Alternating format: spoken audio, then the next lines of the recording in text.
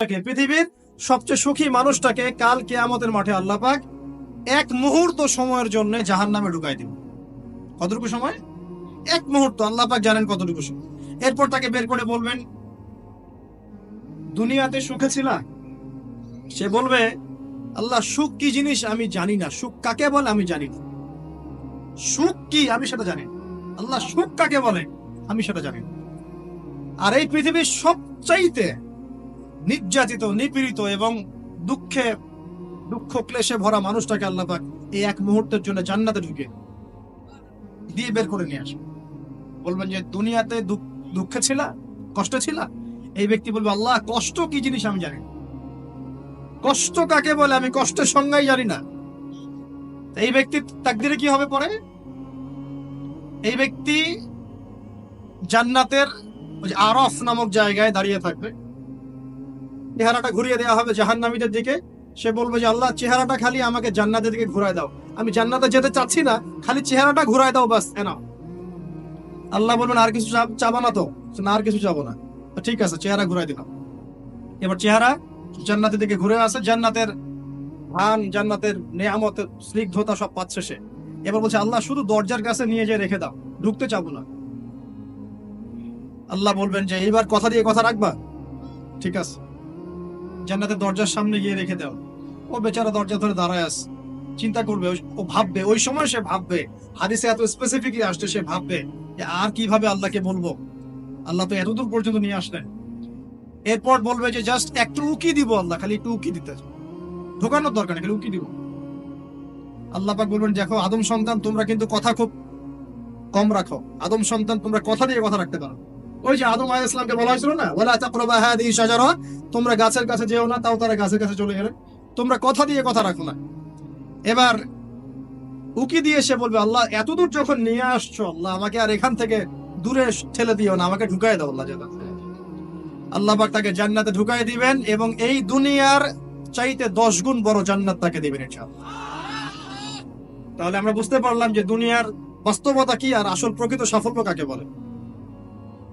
আরেকটা কথা বলি, এক ব্যক্তিকে জাহান্নামের শাস্তি দেওয়া হবে বছরের পর বছর, অনেক বছর, অনেক বছর। কত বছর আল্লাহ ভালো জানেন, কারণ জাহান্নামের উপর থেকে ছেড়ে দেওয়ার পরে জাহান্নামের তলায় গিয়ে পৌঁছাতেই মানে কত হাজার হাজার বছর পার হয়ে যাবে মানুষ জানে না। এত গভীর জাহান্নাম, এত গভীর। আমরা তো এখন নাসাকে ইলাহ বানিয়ে নিয়েছি, নাসা যা বলে তাই বিশ্বাস করি।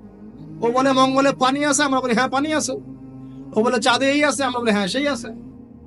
নাসা যদি এখন বলে জাহান্নাম নামে একটা জায়গা আছে, কালকে দেখবেন সব মানুষ বিশ্বাস করছে জাহান্নাম নামে একটা জায়গা আছে। এটা হলো যে সায়েন্সকে আমরা এখন উপাস্য বানাচ্ছি। এটা একটা শিরক, আধুনিক শিরক।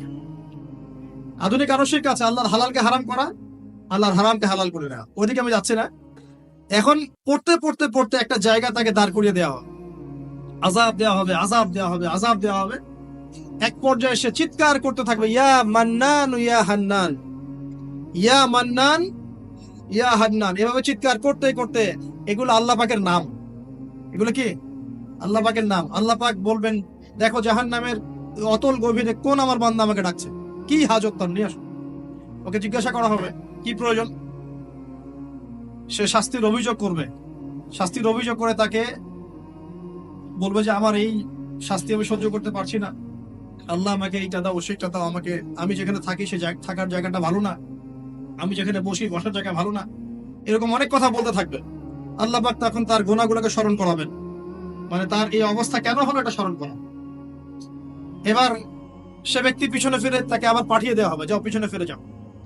তো যেতে যেতে সে তাকাবে পিছনে ফিরে, বারবার তাকাবে আর বলবে, আল্লাহ তোমার রহমতে আমাকে একবার সেখান থেকে তুমি বের করে নিয়ে আসছো, আল্লাহ দ্বিতীয়বার আমাকে সেখানে পাঠাবে। আমি তোমার রহমতের আশা রাখি যে তুমি আমাকে মাফ করে দিবা। আল্লাহ পাক বলবেন, আমার রহমতের ওসিলায় সে আমার কাছে চেয়েছে, যাও আমি তাকে মাফ করে দেব। এই জাহান্নাম থেকে বের করেও আল্লাহ পাক অনেক মানুষকে কি করবেন, জান্নাতে দিবেন ইনশাআল্লাহ। একজন ব্যক্তির কথা আসছে, 99টা খুন করেছে, তওবা করার সুযোগ আছে কিনা খুঁজতে গিয়েছে। এক আবেদ যে ইবাদত করে, আলেম না আবেদ, সে বলেছে কোনো মাফ নাই, ওকেও হত্যা করে 100 পূর্ণ করেছে। পরে অন্য এক আলেমের কাছে গিয়ে তওবা করেছে। আল্লাহ পাক তার জান কবজের সময় ফেরেশতাদের দূরত্বকে পরিমাপ করে এই ওসিলায় আল্লাহ রাব্বুল আলামিন তাকে মাফ করে দিলেন। আরেক ব্যক্তিকে মাফ করেছেন আল্লাহ রাব্বুল আলামিন, যে তার সন্তানদেরকে বলেছিল আমি মারা গেলে আমার লাশটাকে পুড়িয়ে ফেলবা, অর্ধেক ছাই বাতাসে ভাসিয়ে দিবা, অর্ধেক ছাই সাগরে ভাসিয়ে দিবা, বাতাসে উড়িয়ে দিবা, সাগরে ভাসিয়ে দিবা। আল্লাহ পাক ছাই জড়ো করেছেন, করে বলেছেন কেন করেছো এই কাজ? সে বলবে মিন খাশিয়াতিকা ইয়া রাব্বি, হে আল্লাহ তোমার ভয়ে কাজ করেছিলাম, আর তুমি খুব ভালো করে জানো হে আল্লাহ আমি তোমার ভয়ে করেছি না অন্য কোনো কারণে করেছি। আল্লাহ পাক তাকে বলবেন যাও আমি তোমাকে মাফ করে দিলাম। এক নারীর কথা আসছে, ব্যভিচারী মহিলা, জিনা করে, পতিতা মহিলা, একটা কুকুরকে পানি পান করিয়েছে, আল্লাহ তাকে মাফ করে দিয়েছে। আর একজন লোকের কথা আসছে যে তার বন্ধুকে এতটুকু বলেছিল, একজন ব্যক্তি তার বন্ধুকে এতটুকু বলেছিল যে আল্লাহ তোকে কোনোদিন মাফ করবে না, আল্লাহ তোকে কোনোদিন মাফ করবে না। এরকম কথা কিন্তু আমরা অনেকে বলে ফেলি। আল্লাহ পাক মৌতের পরে এই দুই ব্যক্তিকেই থাকবেন, কিয়ামতের মাঠে ডাকবেন, এটা বারজাকে হয়েছে। বলবেন আমার রহমত নিয়ে কথা বলার ইখতিয়ার তোমাকে কে দিয়েছে? আমি কাকে মাফ করব কাকে করব না এই কথা বলার ইখতিয়ার তোমাকে কে দিয়েছে? আজকে আমি তাকে মাফ করে দিলাম, তোমাকে জাহান্নামে দিয়ে দিলাম, চাপ চলে যাবে। অতএব আল্লাহ রাব্বুল আলামিনের এই বিশাল রহমত আমরা পাবো, আশাবাদী ইনশাআল্লাহ।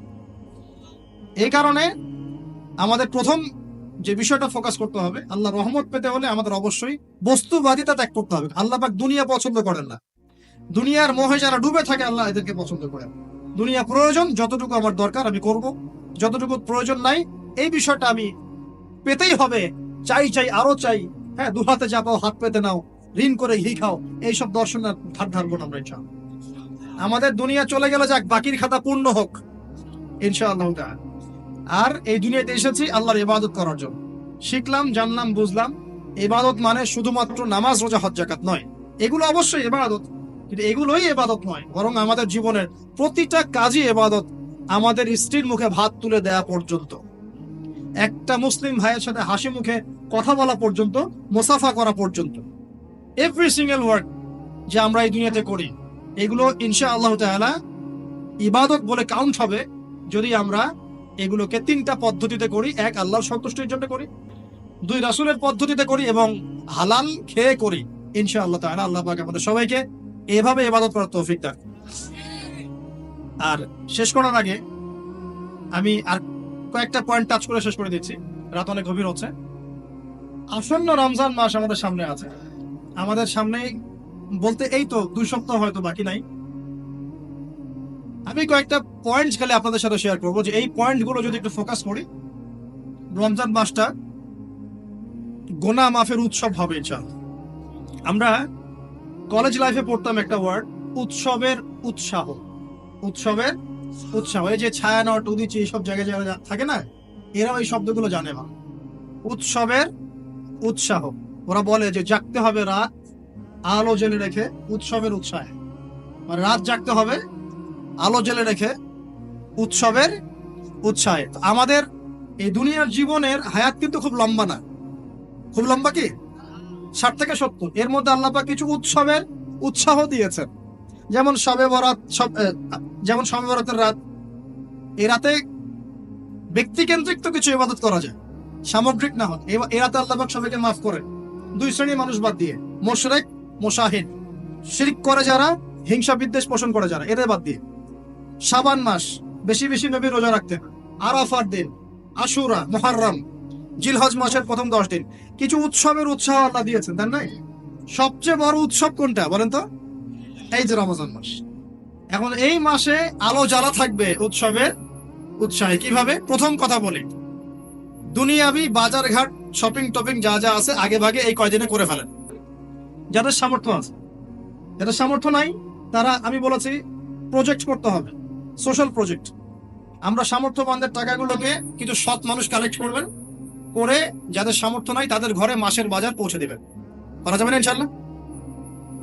আমরা যারা এসব জায়গায় থাকি আমরা মনে করি সোসাইটির সবাই এমন, সোসাইটির সবাই এমন নয়। অনেক মানুষ হয়তো খেয়ে পরে থাকতে পারে না, সবাই আমাদের মতো খায় না। আমরা 10টা আইটেম নিয়ে বসে খেতে, অনেকের আলু ভর্তা জোটে না, আচ্ছা না?